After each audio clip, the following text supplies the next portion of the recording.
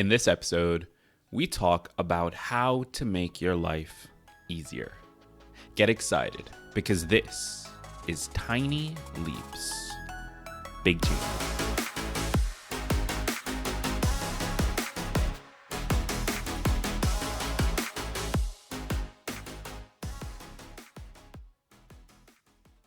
In yesterday's episode of the podcast, we talked about how the idea that instead of worrying about making life easier, you should focus on being better is actually really bad advice, and how quotes like that really kind of lead you down the wrong path. Because ultimately, when you look at all of the behavioral science, the goal should be to make things easier. The easier you make something to engage with, the more likely you are to engage with it, the more likely you are to be consistent. You see, when somebody, and this is a point that I didn't make in yesterday's episode, but when somebody tells you to focus on just being better, then you focus on being better. And ultimately what's going to happen is you're going to run into a moment where you can't be better, either because life gets in the way, or you're too busy at work, or you need to pick up your kids, or a parent or family member dies. There are any number of things that can throw you off your game because life is complicated. And so what ends up happening is they tell you, you just need to be better. Don't worry about life being easier. You just need to be better. And you focus on, I'm going to be better. And through that, when you eventually fail, because you will fail, you start to feel like, well, I just wasn't good enough. And because you feel like I'm just not good enough, you end up going back to that person who told you you need to be better and buying more of their courses, watching more of their videos, reading more of their books, because it feels like, well, they have the secret for me to be good enough. So what they're ultimately doing is creating demand for their services. It's a con. What we should be pursuing is an easier life. What we should be pursuing is to make success easier for everyone who is trying to pursue it. Because that's how we create consistency. That's how we create outcomes. That's how we get what we want, is to make the things we need to do in order to get it easier to engage with. So what I want to talk about in today's episode is how we make things easier. How do we actually build that into our lives? So the first thing I want to talk about as far as making things easier to follow through with is the idea of systems. You've probably heard this idea before of don't build habits, don't set goals, build systems.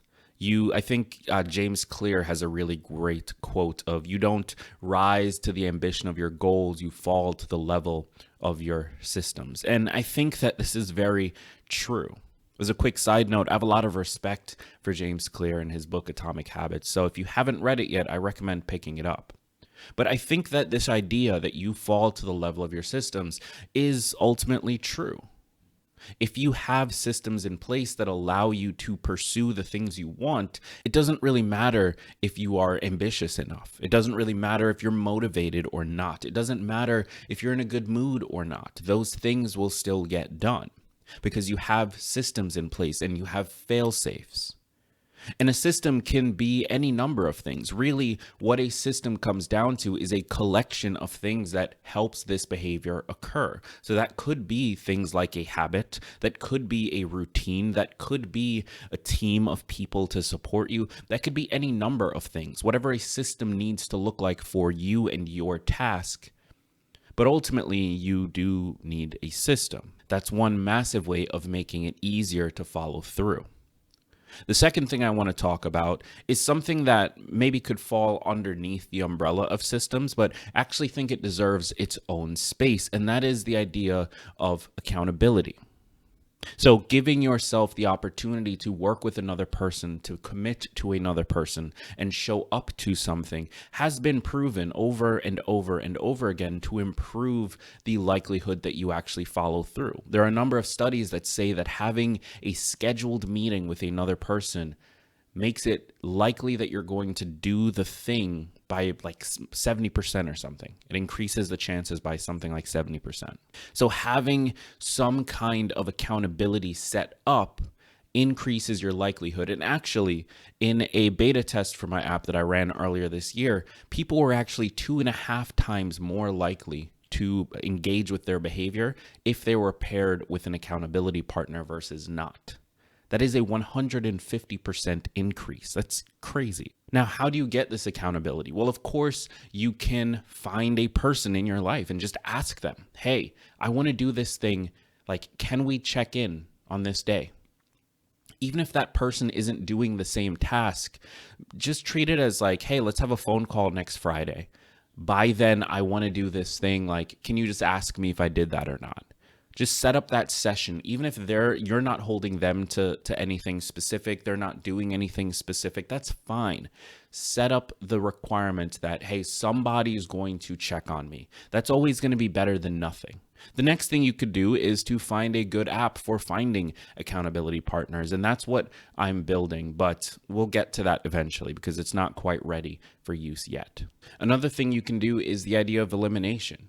If you're trying to cut something out of your routine, break a bad habit, making it significantly harder, adding roadblocks to the process can make it easier to be consistent. So if you want to, let's say, eat more vegetables, having a lot of vegetables in your refrigerator is a good place to start. Your job shouldn't be to be better and just hope that you have more willpower to go buy a salad every day. Your job should be to make it as easy as possible to eat a salad every day. And so having the vegetables ready, maybe even meal prepping it beforehand, is the way that you make yourself more likely, make it easier to follow through with that behavior.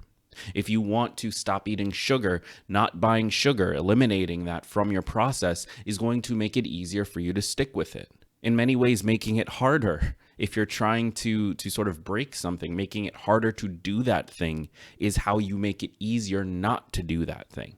At the end of the day, our goal should be, how do we make things easier on ourselves? How do we allow ourselves to not have to think about the thing we want to do? To not have to worry about whether or not we'll do it, and to not have to rely on motivation or willpower to follow through. If you think about your life, every behavior that you are consistent with, whether good or bad, is a behavior that is very easy for you to follow through on. Of course it is, because otherwise you wouldn't do it. Now, when you look at things like addiction, then yes, we are more willing to put in a lot of effort to get the thing that we're addicted to.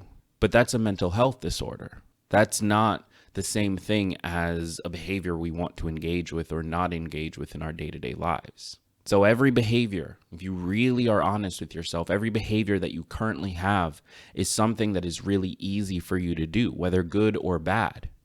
If you are having dessert after every meal, that's because it's really easy for you to find that. Now, there's nothing inherently wrong with that, but if you don't want to have that outcome, you need to make it harder for yourself to do that, and thus easier for yourself not to do that. Our goal in life, our goal with personal development, our goal with making progress should be, how do I make this easier? That is the first question we should ask. And there are a number of ways we can do that. Systems are one of them. Eliminating things is another. Finding accountability is another. There are any number of ways to make it easier. Pick one and find a way to make things easier for yourself. Now, before I go, I do want to make a quick announcement for those of you based in the US. This isn't something I'm involved with in any way, but I am going to link an article. So they are apparently launching a mental health hotline. So I know we have like a suicide prevention hotline already, but I believe it's a similar thing or maybe even the same thing, just a shorter, more memorable number. The number is 988. I'm going to have that in the description of the episode. It's for the US. I believe it's launching tomorrow. And I don't know enough about it to sit here and tell you my opinion or anything like that. I do just want you to know about it. So I'm going to link to an NPR article where you can read more. And hopefully having that knowledge can either be beneficial to you or to somebody you know. But I just wanted to let you know that that was happening in case you hadn't heard of it. The links for that is in the description of this episode. So thank you for being here. I've been Greg Clunis. If you're listening to this and you still haven't joined us on YouTube, find me on YouTube. The link for that's in the description of the episode. Leave a comment on this episode and just let me know what you think. What have you done to make things easier for yourself? Thank you, and remember that all big changes come from the tiny leaps you take every day.